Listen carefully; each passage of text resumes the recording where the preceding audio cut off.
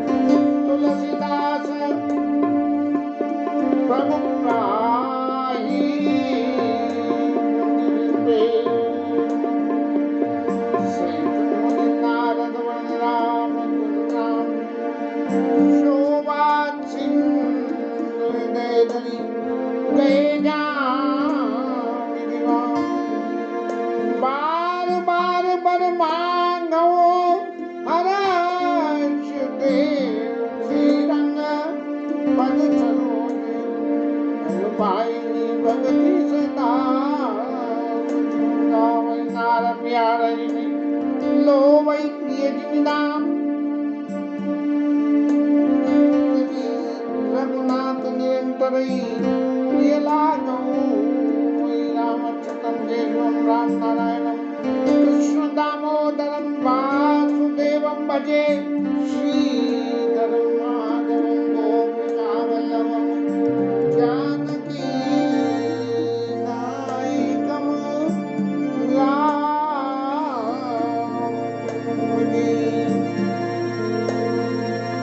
अतुलित बलधामम हेम शैलावदेहम धनुज वनकशानम ज्ञानेनामृतगम्यं सकल गुण निधानम वानरावणीशम रघुपति प्रिय भक्तम बात ज्ञातम नमामि रामचंद्राय नमः श्री राम भद्राय नमः श्री सीतारामाय नमः अथ श्री हनुमते नमः बहुविधि मुनि प्रशंसि प्रभु तब वै अंतर्ध्यान सत्यलोक नारद चले करत राम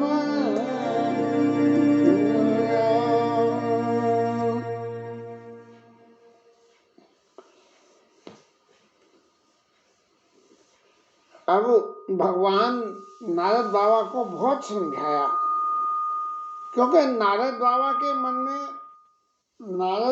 मन में निश्चित रूप से ही ऐसा कुछ रहा कि भाई गलती तो मैंने बहुत भारी करी है, जो पार्वती मैया के भी मन में रही, और उसका फल भी मिल गया।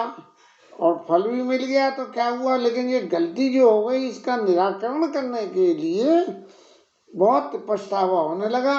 और राम जी ने ये कह दिया कि जब हो जाए संकट सरनामा हो ही तो विश्रामा, और मेरे को शंकर जी के समान कोई प्रिय नहीं है, इसीलिए आप जो है जाके, क्योंकि शंकर जी के प्रति सबसे पहला अपराध नारद जी ने करा था कि उनकी सीख को नहीं माना था, इसलिए शंकर जी का नाम जपो तो आपका उद्धार हो जाएगा। और ऐसा करके सत्य लोग नारद चले करत राम गुणगान, और सत्य देवलोक के लिए नारद जी बाबा भगवान के गुण का गान करते हुए चल दिए। नारद जी तो वहाँ चल दिए, लेकिन प्रभु भाई अंतर ध्यान, अभी अंतर ध्यान होने का अर्थ क्या हुआ कि अंतर ध्यान का मतलब कोई चीज, जैसे बिजली का बटन बंद करो तो बिजली गोल हो जाती है, ऐसे ही अंतर ध्यान होता है। जाएगा कोई आदमी तो चल के जाएगा, जैसे कहीं किसी लाइन का फ्यूज फ्यूज उड़ना हो तो धीरे धीरे बत्ती लुक लुक करेगी, फिर डिबोगी, फिर जाएगी। तो इस तरह से भगवान ये अंतर ध्यान हो गए वहां से। क्यों कि नारद बाबा जब इतने पश्चाताप में थे, भगवान जा रहे हो, तो फिर भगवान से कहें कि महाराज बड़ी गलती हो गई, तो भगवान ने कही कि इनसे पिंड छुड़ाओ। मन करे तुम कौतुक होई, उस उपाय क्रम में सोई। तो वो मैंने उपाय तो कर दिया, अब मेरी लीला का सब स्वरूप खोल के सामने आ गया, इसलिए जो है मुझे यहाँ से गायब हो जाना चाहिए। हर गद मुनि जात पत देखी, हर विगत मोह मन हर्ष विशेषी। अब नारद बाबा खूब हंसते हुए खिलखिलाते हुए जा रहे हैं, और जो है शंकर जी के दूतों ने जब ये इस लीला को देखा कि नारद बाबा बड़े खुश हैं, तो उन्होंने जाके फौरन उनके पैर पकड़ लिए और कहा कि महाराज हमने बड़ा अपराध करा आपका, और आपका अपराध करके इसका हमने दंड भी भुगत दिया कि जाई निशाचर हो तुम, कपटी पापी दो, दोनों जाके राक्षस बन जाओ। तो मनुष्य शरीर छोड़ के राक्षस योनि हमें आपने दिलवा दी, और राक्षस योनि में पाप करेंगे तो फिर पुनः पुनः पापों का फल भुगतते भुगतते राक्षस से राक्षस बद से बदतर होते चले जाएंगे। तो इतना बड़ा जो है दंड महाराज अब आपने दे दिया, तो महाराज आप कुछ ऐसा करो कि महाराज देखो, सही बात तो सुनो, हम हर गण हम न विप्र मुनि राया, और बड़ अपराध की न फल पाया। हमने बड़ा अपराध करा है, उसका हमने फल पा लिया। अब महाराज दंड तो दे दिया आपने, और हम दंड लेने को तैयार भी हो गए, लेकिन अब उसका कुछ निराकरण और करो। और निराकरण क्या होगा कि शाप अनुग्रह करऊ कपाला, और नारद बोले दीन दयाला। महाराज आपके शाप का अनुग्रह कैसे हो, ये शाप जो है आशीर्वाद में कैसे बदले। शाप अनुग्रह करो कृपाला, ये अनुग्रह कर दे, हमारे ऊपर उपकार कर दे। कैसे, तो नारद बोले दीन दयाला, भगवान ने जैसे नारद जी के ऊपर अनुग्रह करा, ऐसे ही नारद जी ने जो है उन दोनों शंकर जी के दूतों के ऊपर अनुग्रह करा। संत का सबसे बड़ा लक्षण एक ही है कि जो अपराध करे उसे अपराध की सजा दे, और फिर उसके अनुग्रह का रास्ता बता दे। तो नारद जी बोले, निश्चर जाइयो तुम दो, और वैभव विपुल तेज बल सो। अब राक्षस तो हो गए और साधन कुछ है नहीं, तो बड़ी तकलीफ होगी, इसलिए वैभव होगा, खूब बल होगा, और भुजबल विश्व जितव तुम जैया। जब तुम पूरे अपने बल से पूरे संसार को जीत लोगे, और धरियई विष्णु मनुज तन तैया, जब ये स्थिति हो जाएगी, तब जो है वो भगवान अवतार लेंगे, और समर मरण हरि हाथ तुम्हारा, भगवान के हाथ से तुम्हारा मरण हो जाएगा। होई मुकुट नपुन संसारा, और फिर दोबारा संसार में आपको नहीं आना पड़ेगा। ये संतों के संग में यदि कोई अपराध भी कर दो, तो उस अपराध का फल भी क्या हुआ, ठीक है, एक जन्म नहीं दूसरा जन्म राक्षस का मिल गया, राक्षस योनि के सारे सुखों को भोग लिया, और करने के बाद में फिर मुक्ति हो गई, जन्म बंधन से मुक्ति हो गए। एक कल्प ए तु प्रभु, और लीन मनुज अवतार, सृजन रंजन संजन सुखद हरि भंजन भुवि बार। अब पार्वती मैया सुनो, देखो एक कल्प में तो इस तरह से लिया, एक कल्प, क्योंकि हर कल्प में भगवान एक एक बार पैदा होते हैं, और जब पैदा होते हैं तो तरह तरह के क्षेत्र और लीलाएं करते हैं। उन लीलाओं की वजह से जो है लोग उनके गुणों के यश को काके और संसार सागर से तर जाते हैं। नहीं तो ये संसार तो ऐसा समुद्र है कोयले अवगुणों का कि इसमें जाके तो फंसे बिना कोई रहता ही नहीं है। लेकिन भगवान यदि कृपा कर दें तो वो अवगुण गुण में बदल जाते हैं। तो एक कल्प में तो जी लीला हुई भगवान के जन्म की।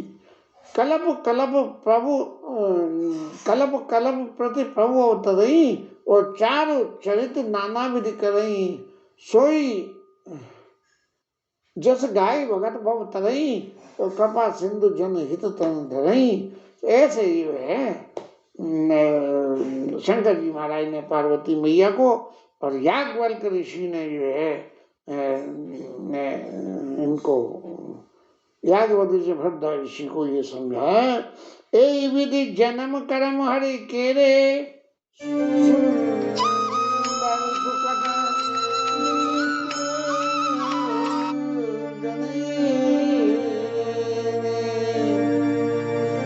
विधि जन्म कर्म हरि केरे सुंदर सुखद विचित्र घनेरे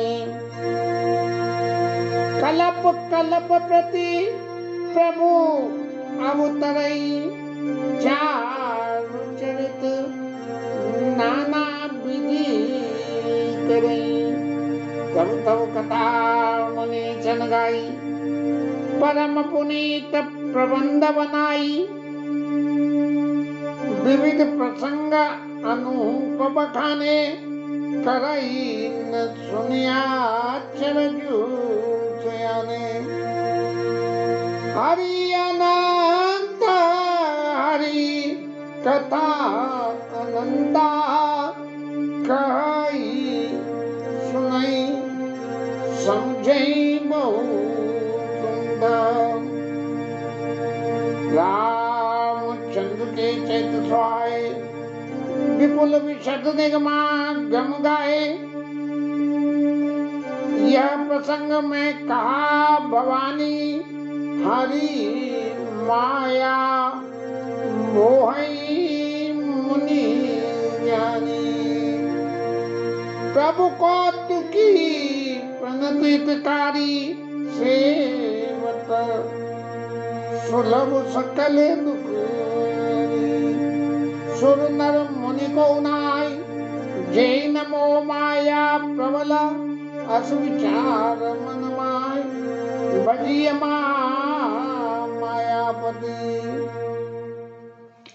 अब ये भगवान का एक कल्प का चरित्र तो इस तरह से हो गया और फिर शंकर जी महाराज कह रहे हैं कि भगवान के कल्प कल्प प्रति प्रभु उतरई चारों चरित्र नाना विधि करई और इसीलिए जो है लोग भगवान के चरित्रों को गा के कोई संसार सागर के पार पाए। लेकिन यदि कोई ये कह दे कि एक कल्प में भगवान के गुणों का वर्णन कर दिया तो इसका मतलब भगवान के सारे गुण उसमें वर्णन हो गए, तो ऐसा नहीं है। हरि अनंत हरि कथा अनंता, भगवान जैसे अनंत हैं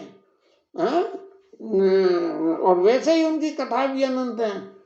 हरि अनंत हरि कथा अनंता कहीं से नहीं वो विधि सब संता, संत लोग जो है तरह तरह से कहते हैं। अब जिसकी भावना जैसी रहती है अपनी उस भावना के हिसाब से भगवान का दर्शन करते हैं और दर्शन करके उनके चैत्र को घर में एक बालक हो छोटा सा और छोटा बालक जिस तरह से बाल लीलाएं करता है तो माँ देखती है उसका स्वरूप कुछ और होता है, पिता देखते हैं कुछ और होता है और उनके भाई बंद देखते हैं उनका स्वरूप कुछ और होता है। ऐसे ही भगवान का चरित्र का कोई अंत नहीं है कि भगवान कैसे कैसे चरित्र करते हैं।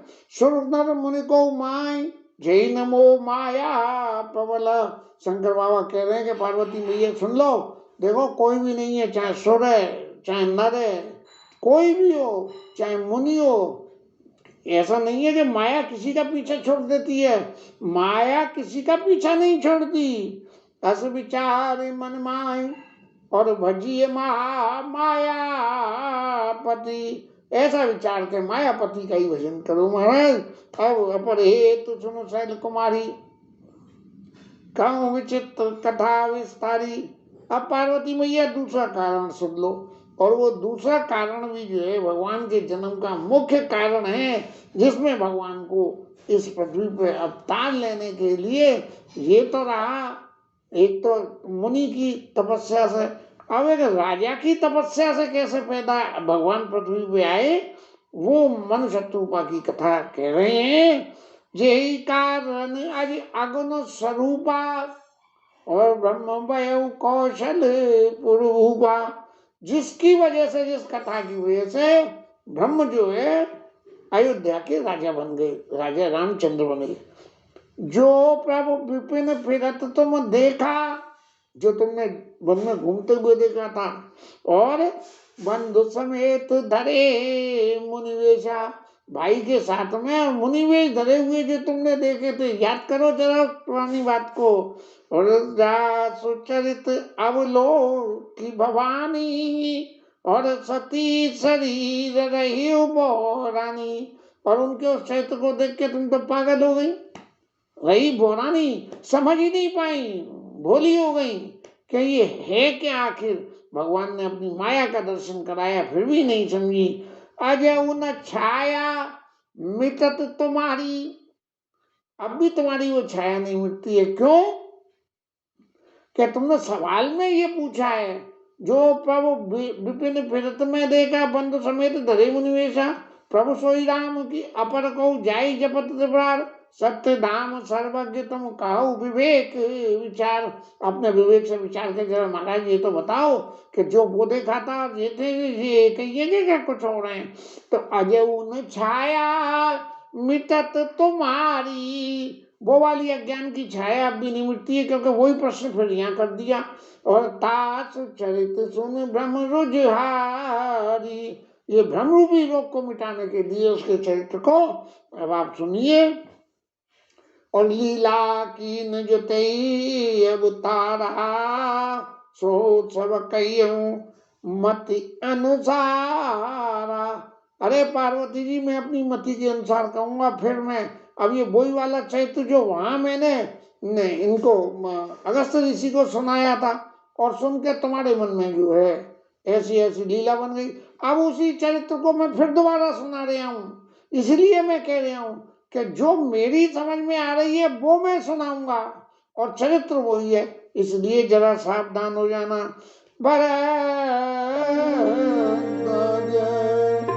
सुने शंकर बानी, भरद्वाज सुने शंकर बानी, सकुची सप्रेम उमा मुस्कानी, हे सकुची सप्रेम उमा मुस्कानी, ओ सकुची सप्रेम उमा मुस्कानी। जब इतनी बात कही शंकर जी महाराज ने, तो बड़े संकोच से और पार्वती मैया हंसने लगी कि देखो मेरी एक बात का ये महादेव बाबा अभी तक जन्म बदल गया, लेकिन तो भी वो बात नहीं भूले, इसलिए बड़ा संकोच होके और अपने मन में ही हंसी के जोर से हंस दिए। और बाबा ने कही कि देख लो अभी कहाँ मिट्टी है, पागलों की तरह से हंस रही हो, और तुम जो सुनकर ये नहीं समझ रही हो कि पहले तुमने कितनी गलती करी है।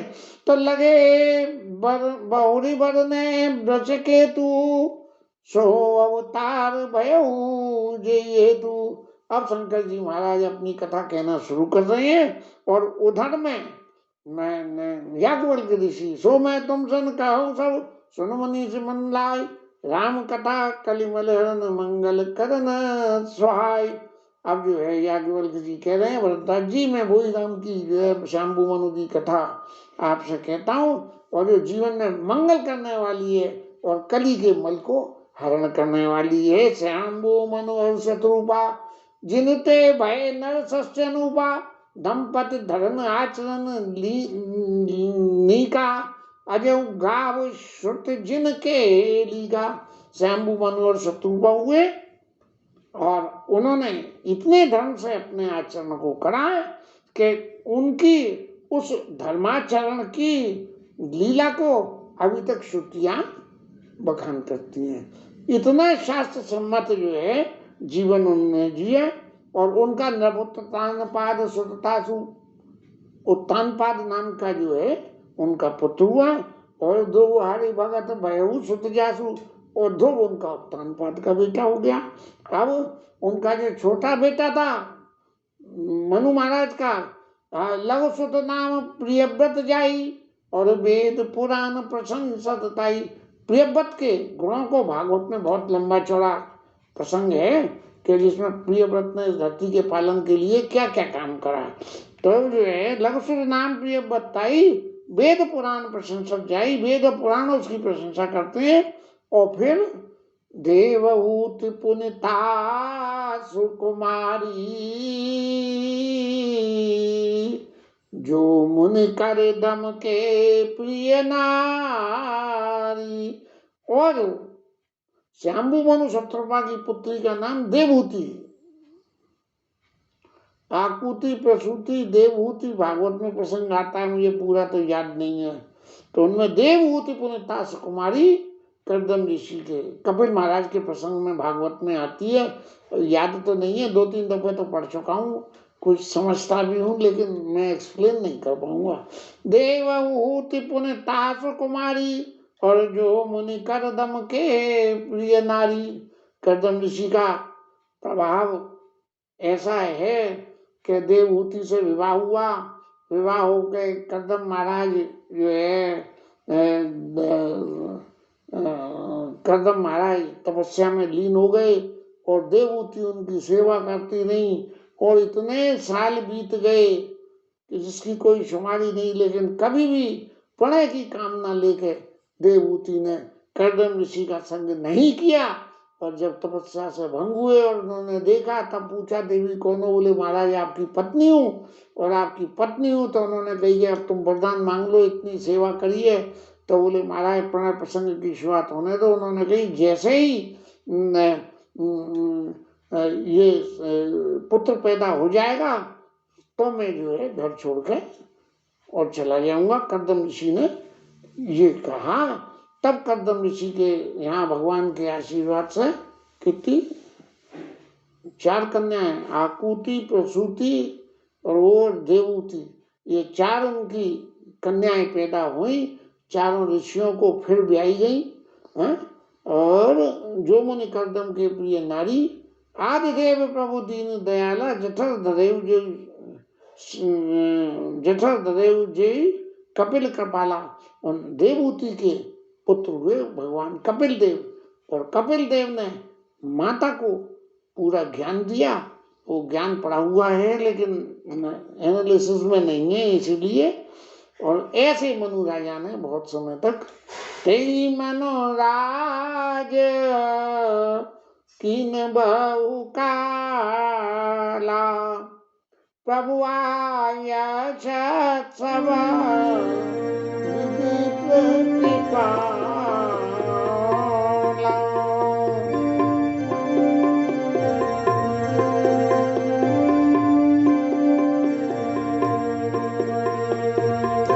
प्रभु आया सभा विधि प्रतिपाला, होई न विजय बीरा भवन बसत बाजोत बना, हृदय बहुत दुखला, जन्म गयो हरि भजन बिना,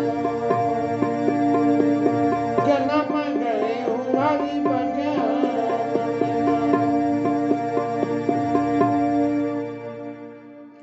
महाराज राजा मनु ने बहुत समय तक राज्य करा।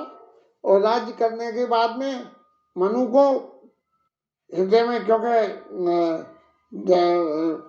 ये मनुष्य शरीर लेने के बाद जो है वानप्रस्थ और संन्यास की अवस्था आती है, तो संन्यास की अवस्था में संन्यास लेना चाहिए, लेकिन सब तरह से भगवान के भजन की जो वैदिक रीति है उससे जीवन यापन करने के बाद भी यदि वैराग्य दे लिया तो उनके मन में बड़ा क्षोभ हुआ कि मैंने वही देखो सारा जन्म ऐसे ही गंवा दिया।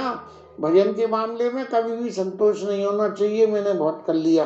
क्योंकि जिस दिन मन में ये समझा कि मैंने बहुत भजन कर लिया, बस उसी दिन से ही भजन बंद हो जाएगा। भजन को तो असंतोष हमेशा रखे कि भाई थोड़ा आए, बोले और होए, थोड़ा सा और होए, थोड़ा सा और होए, थोड़ा सा और होए। इस तरह से जो है भजन तो निरंतर बढ़ता रहना चाहिए। और भजन यदि एकदम बढ़ा लिया, बोले आज क्या है, आज तुमने कही कि 1000 मालाएं करनी है, तो कुछ दिन करोगे उसके बाद मन बदल जाएगा। ऐसे ही अवस्था का भी एक सुख होता है कि बहुत जल्दी अवस्था में यदि हम भजन करने लगें, बहुत जल्दी अवस्था में भजन करने लगें तो बीच की अवस्था पीरियड में भजन छूट जाता है, और बीच की अवस्था में भजन करें तो भजन होता नहीं है, क्योंकि संसार का कार्य व्यापार लगा रहता है। और वृद्धावस्था में करने की सोचें तो वो भजन जो है वृद्धावस्था में होता नहीं है, क्योंकि आदि व्याधि दुनिया भर की लग जाती है। इसलिए बचपन में जो संकल्प लेकर भजन करो उसको बराबर साधे रहो, थोड़ा थोड़ा थोड़ा थोड़ा थोड़ा करके साधे रहो, चाहे 1 मिनट हो, आधे मिनट हो, चौथाई मिनट हो, लेकिन क्रम नहीं टूटना चाहिए। तभी जाके बुढ़ापे में उस भजन के धर्म का निर्वाह होता है। और इतना सब होने के बाद भी राजा मनु को जब संतोष नहीं हुआ तो उन्होंने अपने पुत्र को राज दे के वन में चले गए हैं, जिसकी कथा को आगे लेंगे। तब तक के लिए हरि नाम कीर्तन, हरि नाम कीर्तन।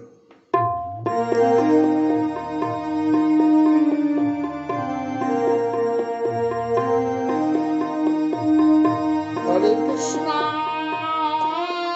हरे कृष्णा, कृष्ण कृष्ण हरे हरे, हरे राम राम राम हरे हरे, कृष्ण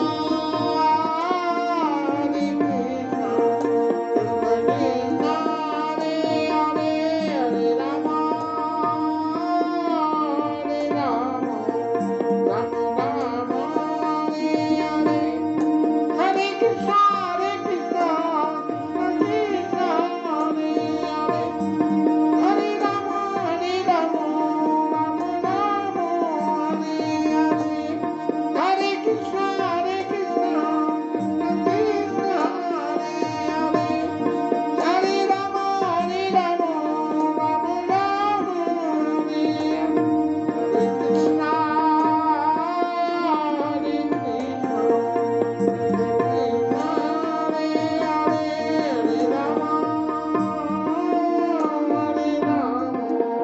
राम राम हरे हरे, हरे कृष्णा कृष्ण कृष्ण हरे हरे, हरे राम राम राम हरे हरे, हरे कृष्णा कृष्ण कृष्ण हरे हरे, हरे राम राम हरे हरे, हरे कृष्णा